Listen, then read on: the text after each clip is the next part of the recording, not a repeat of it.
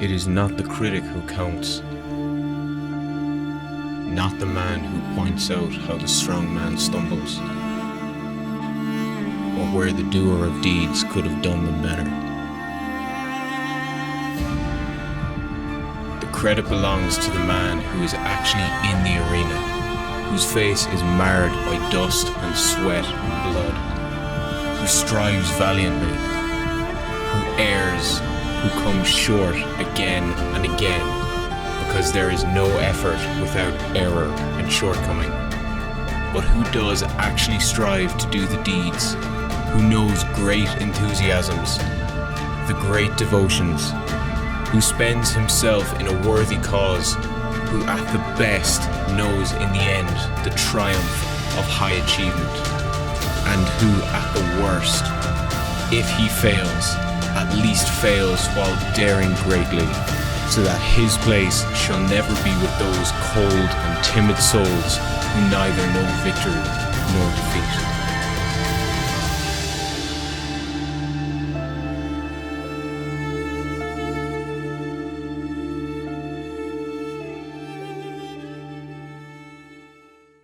What's up, Trace? How's everybody doing today? Good. It's good to see you guys. I'm glad you guys are here. I don't know what your life is looking like right now. I don't know what your relationship with Jesus or what you think of Jesus is. I don't know your experience with church in the past or with Christians. But I just want to say this. We're super glad that you're here today. We're glad that you decided to join us this morning. And we've been going through this series called GLO. And that stands for the Gospel Lived Out, because here at Trace, we are on mission to leave a trace of God's love everywhere we go. We want to live out the gospel every single place that we go, and that includes things like loving our neighbors or reaching the nations or doing what I get to do a lot, which is investing in the next generation, and I have a lot of fun doing that. But here at Trace, we believe that saved people serve people, and we're going to talk a lot more about that today. But to start this off, I just want to start with this question. If you only had one day to live, what would you do? Like if you only had 24 hours to live and you knew it, what would you do? This is a pretty fun question. So I put it on my social media accounts this week and got some pretty good answers. So I want to share some of those with you. Some people said they'd go skydiving or maybe do something they'd never done before, which I love that. Other people said they'd eat good food, and I'm pretty sure we can all relate to that. Find a good restaurant, sit around during the day. One person said they wanted to find the UFOs at Area 51. And I don't know if you know this, but there's like this huge movement right now, and I hope it's a joke, but there's like 750,000 people that have said they want to go raid Area 51 to see if there's aliens or UFOs. And so that's what this person wants to do. And I think the hashtag is like, they can't stop all of us, which I'm like, they probably can. And so not a great idea. One person said that they go to the beach and watch Jaws because there's no better place to watch Jaws. But this one's probably my favorite. I drop all the selfish stuff, spend time with my family, and eat fries. Like their priorities are just, got it. They got it right there, locked in. No calorie consequences either if you're going to die the next day, so might as well, eat fries. But by and large, most people said the same thing. They said they'd spend time with the people they loved, spend time with family, spend time with friends, catching up, sharing memories. And that's probably what I would do. But I love this question because it has a way of showing what's most important to us. When you have a limited time, you're probably going to do the things that are most important to you. I would probably put it like this. Oftentimes, scarcity leads to intentionality. Scarcity leads to intentionality. We know this to be true. This is why at work people give you deadlines so that you can be intentional with your time. Or if there's a new movie that comes out, you don't just show up to the theater. You order your tickets online because you know space is going to be limited. Or if you have a budget and you have less money, it seems to go further because when you have a budget and you have less money, you're more intentional with the money you have because oftentimes scarcity leads to intentionality. And we're going to see that to be incredibly true with Jesus today. Because Jesus, he's not going to have scarcity of money. He's not going to have scarcity of food or scarcity of movie seats. He's going to have scarcity of time. He actually is going to have 24 hours left to live. He's going to have a day left to live. And it's Thursday, and he's going to die on Friday. And his life is going to find scarcity. But we're going to see him be incredibly intentional in his time with the disciples. So if you have your Bibles, you can turn them open, turn them on. The text will be on the screen, but you can turn them to John 13:1. This is what it says. Before the Passover celebration, Jesus knew that his hour had come to leave this world and return to his Father. I love this part. He had loved his disciples during his ministry on earth, and now he loved them to the very end. It was time for supper, and the devil had already prompted Judas, son of Simon Iscariot, to betray Jesus. Jesus knew that the Father had given him all authority over everything, and that he had come from God and would return to God. And so John, the guy who writes this, he lets us know what's going on. And just like most people ask that question too, what would you do with a day left to live? Jesus, he wants two things. He wants family and he wants food. And make no mistake, these disciples were like family to him. These were like his brothers. They spent 24/7 together for the last 3.5 years of his ministry. And Jesus, like, you can understand this, he just wants one more night with the boys, like one more night with the bros. And so everyone's there, even Judas, the one who's going to betray Jesus in a little bit for a little bit of cash. But it says all authority at this time, all authority in heaven and on earth has been given to Jesus by God. Like, imagine that for a second. Jesus could literally ask whatever he wanted, to do whatever he wanted, and he could make whatever moves he wanted. He could literally do whatever he wanted. And imagine if that was you. Like, if you had all the authority in the world, what would you do? What would you do? This is also a fun lunch conversation or a drive home conversation. Ask your families this question. But seriously, what would you do?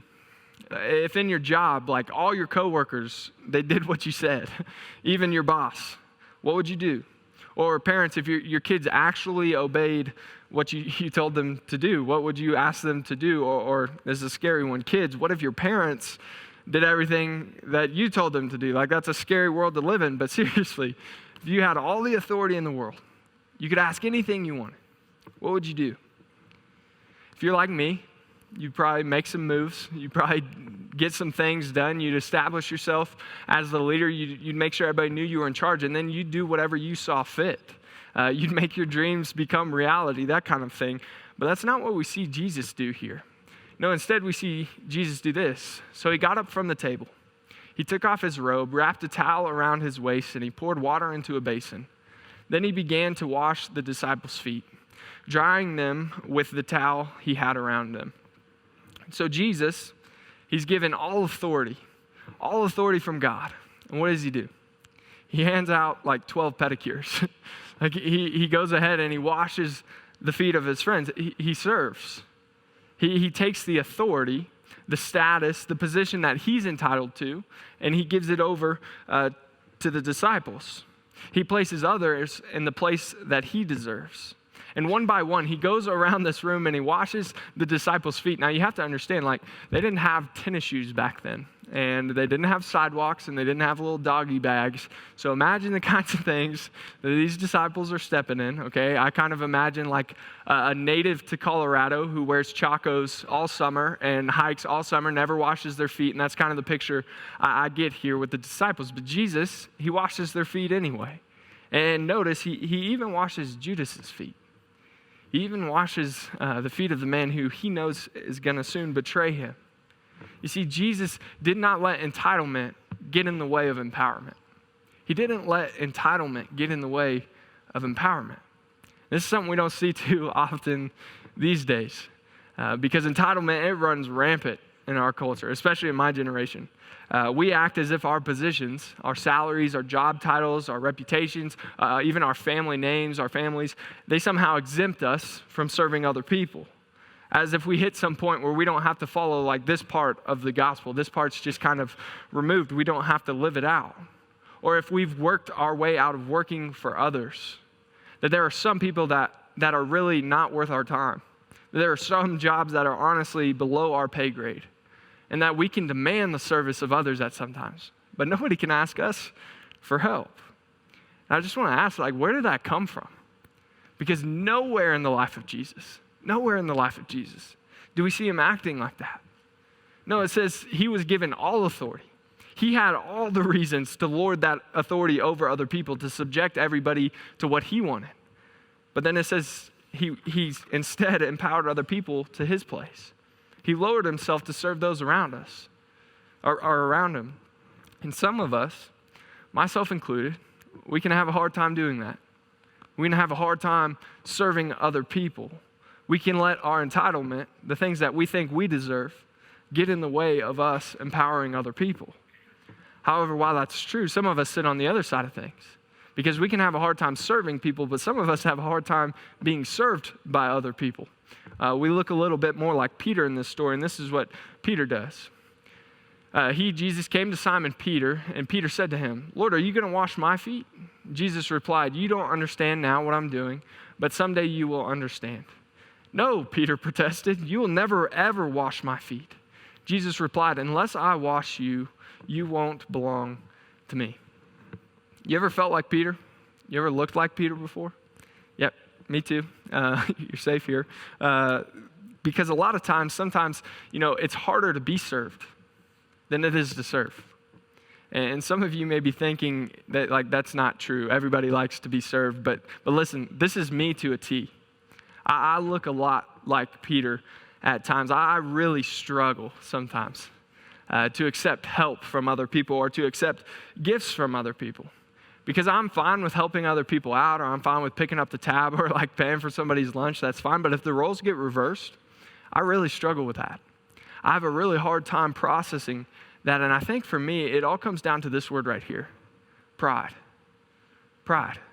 And sometimes pride gets in the way of me serving other people or being served by other people. And there's a side of me, I don't like to ask for help because I have some misplaced notion that it's going to affect my image. I don't want to be the guy who asks for help. And honestly, sometimes I think I can do it better myself. And pride gets in the way of letting others serve me at times. And I say, "Jesus, you can't wash my feet." And the other side of this is that sometimes my lack of pride or my lack of confidence in myself doesn't allow me to accept gifts from people or accept help from other people. A couple years ago, I was celebrating Christmas with my wife's family, and I just finished college. We were getting ready to move to Indiana. It was a good time, but you have to know my family lives about 5 minutes apart from my wife's family in Dallas, Texas. That's where we're from, and so that morning we spent Christmas with my family, and we opened presents at my house, and then that night we were going to spend Christmas with my wife's family, but I made my wife's little sister wait all day to open her presents, and I know that's cruel, but that's where we're at. That's what we're doing. And we eventually got over there. We started opening presents. Everybody's having a good time. But then it was my turn. So my father-in-law, he hands me an envelope. And, I assumed it was a gift card because you have to understand, I'm really bad at making Christmas lists. My wife hates it about me because I'm pretty hard to shop for. So I assumed it was a gift card. And he handed me it, I opened it up, there's a card, and like all boys do, I took the card and I set it aside for later. I was going to read it later, I promise. But inside the card was a check.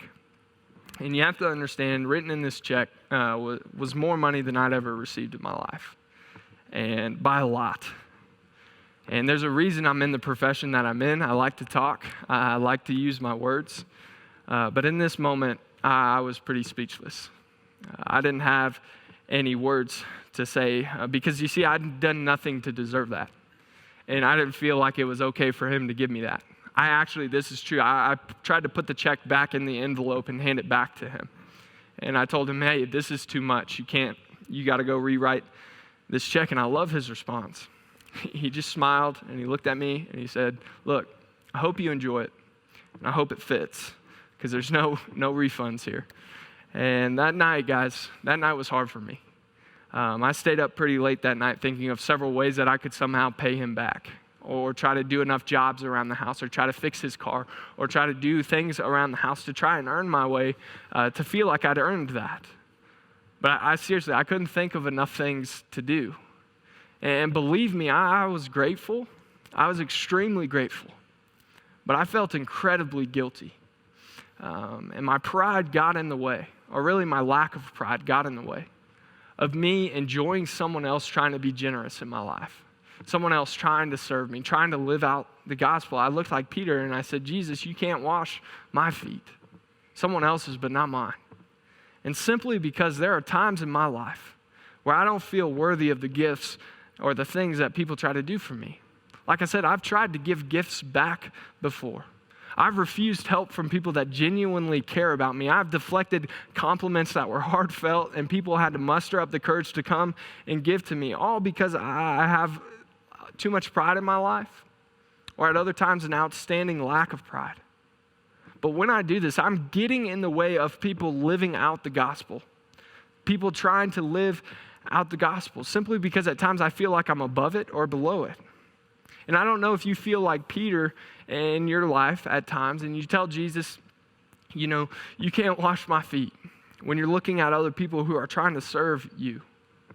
But when we do that, we become an obstacle to God and what he's doing and trying to do. But I'm extremely grateful, because more times than not, I watch God work despite me. And in this moment, he works despite Peter, because he's going to say, no, you can't wash my feet, but he's going to do it anyway. That's what I love about Jesus. And so he goes around and he washes their feet, and then he says this to them.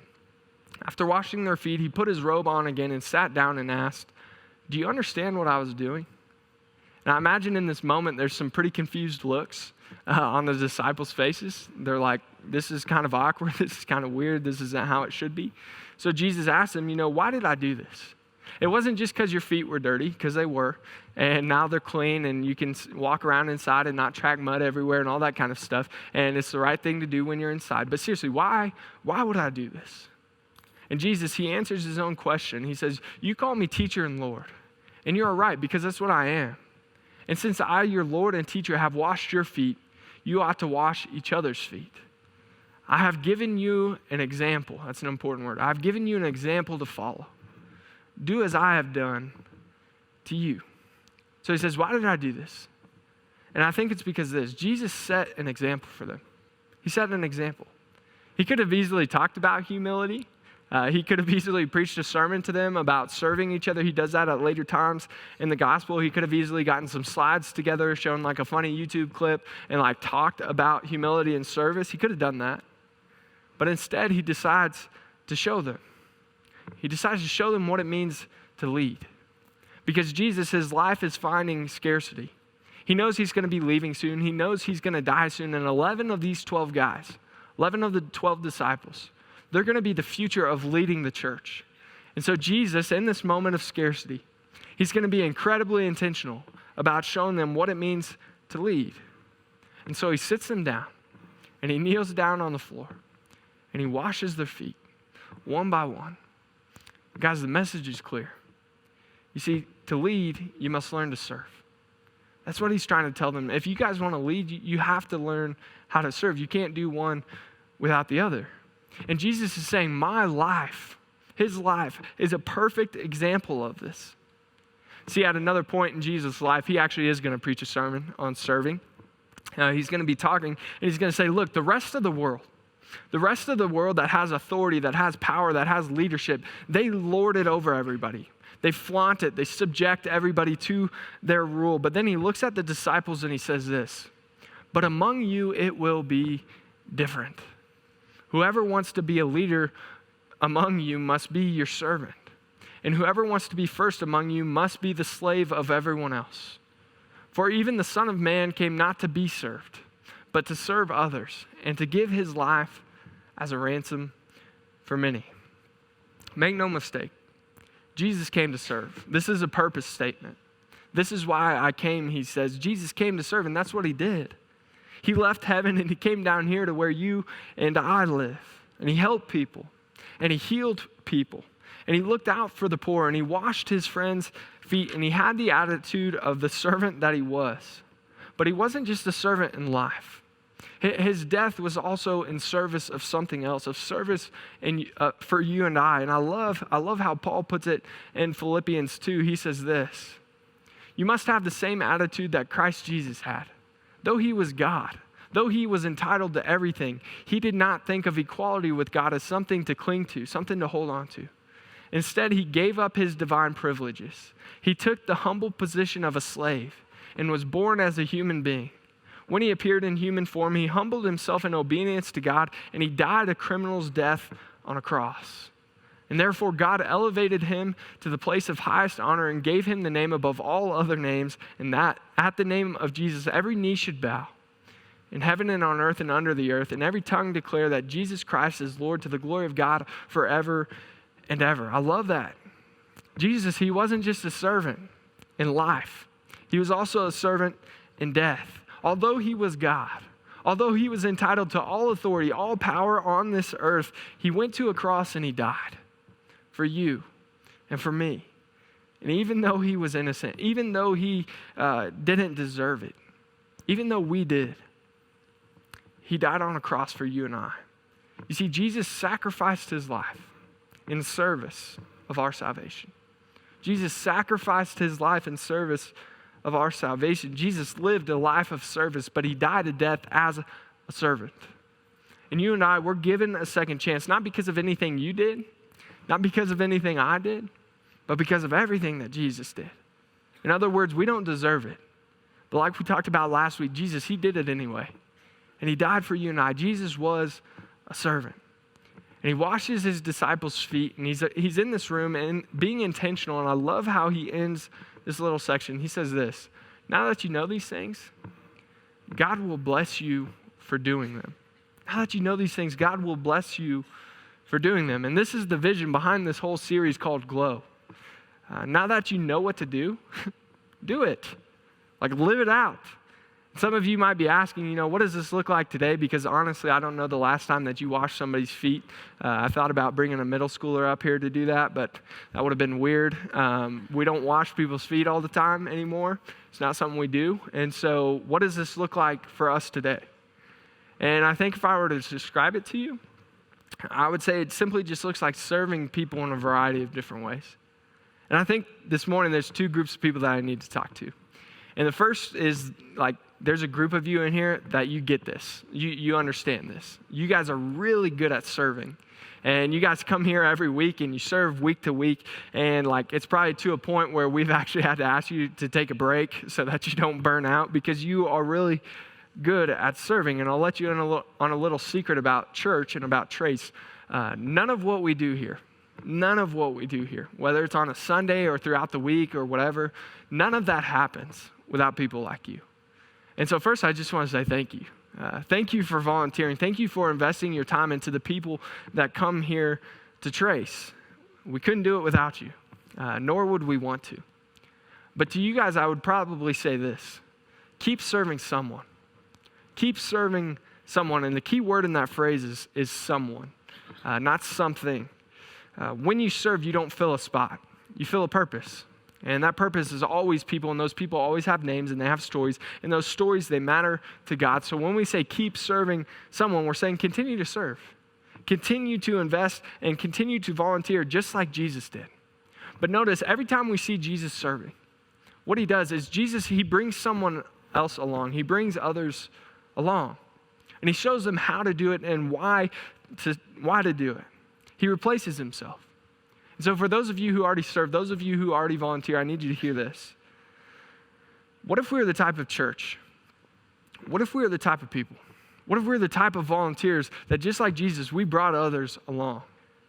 Not skipping policy and procedure, we want to keep this place safe, but what if when we found our sweet spot serving at a church? The place where we're able to give life and receive life at the same time, where we're able to use our gifts, our talents, our abilities, the stories that God has entrusted us with to invest in other people. What if rather than just continuing to truck away all by ourselves, what if we looked a little bit more like Jesus and we brought others along? We showed others how to serve. We showed others the impact that they could make. See, I love walking into Trace some Sunday mornings because there's a father and a son that will sometimes greet me. And I love that because I can see that the Father has brought the Son along with them.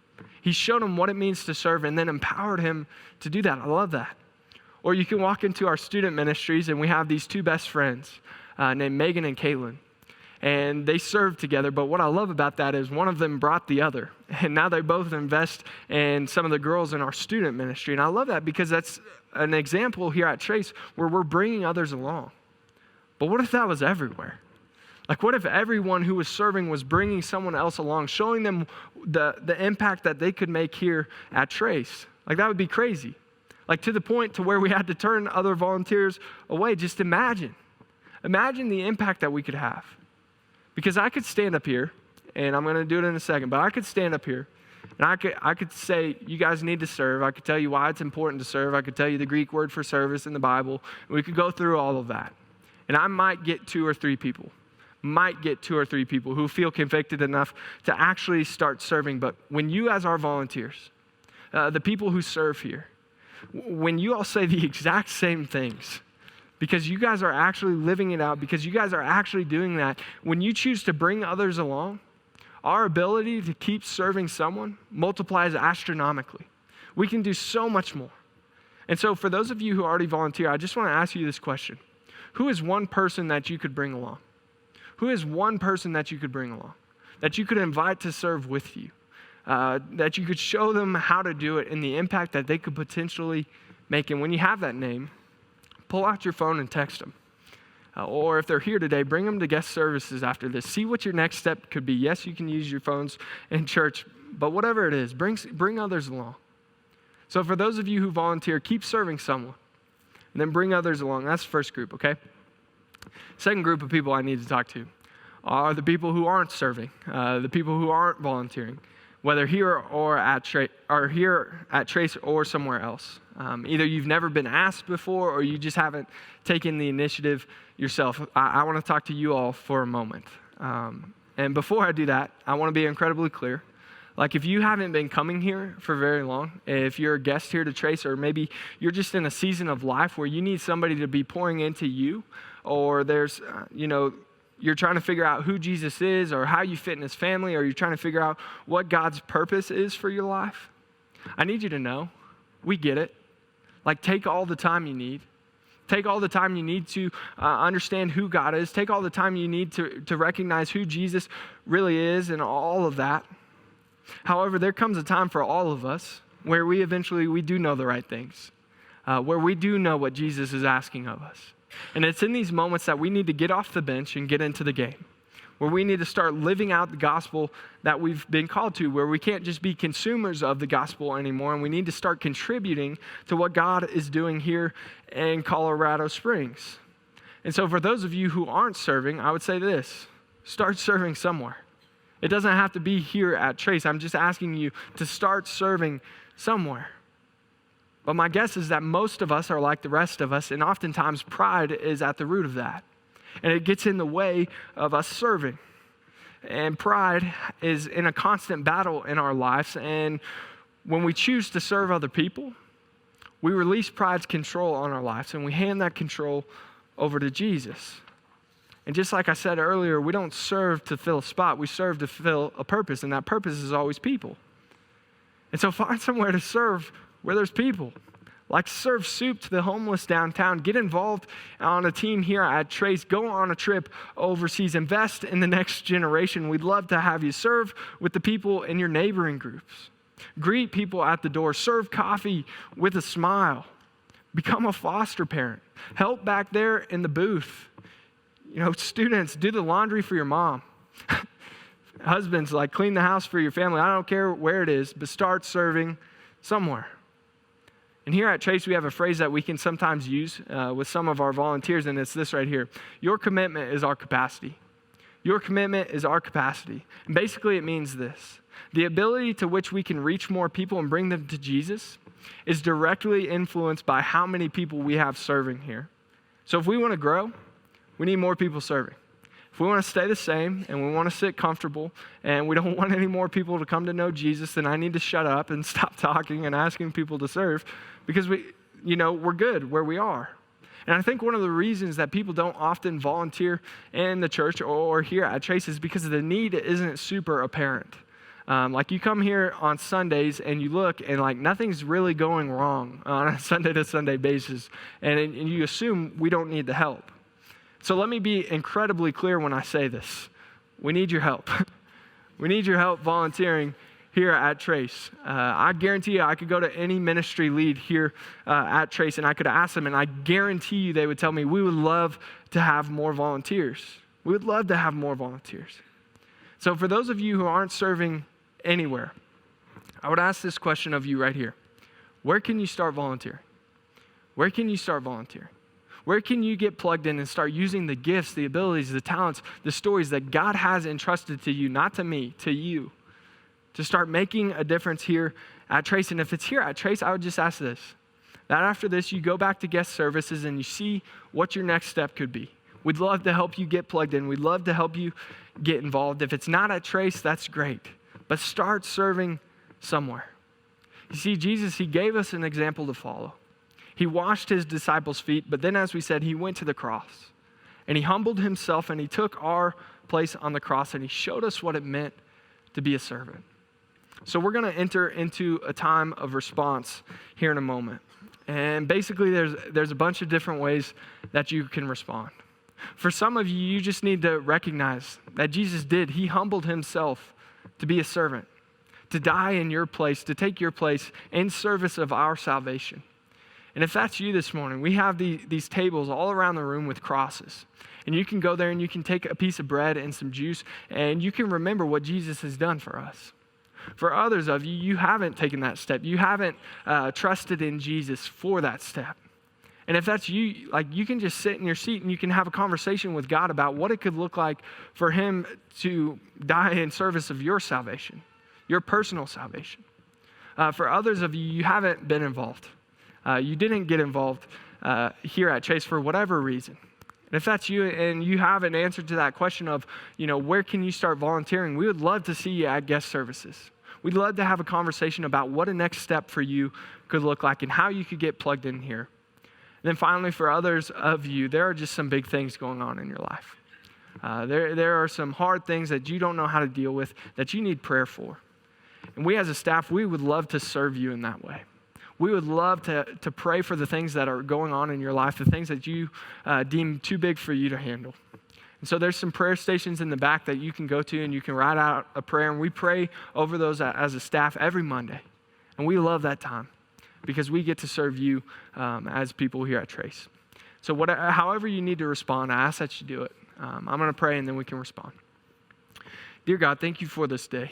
God, thank you for this church. I thank you for all the people that have just dove in and are serving here, God. I thank you for your example of washing the disciples' feet. God, I pray that you just make it apparent in our minds what our next step could be, what our best next step could be, how you need us to respond. I don't know how it is, but however it is, God, give us the courage to do so. God, we love you, and it's in your name we pray. Amen.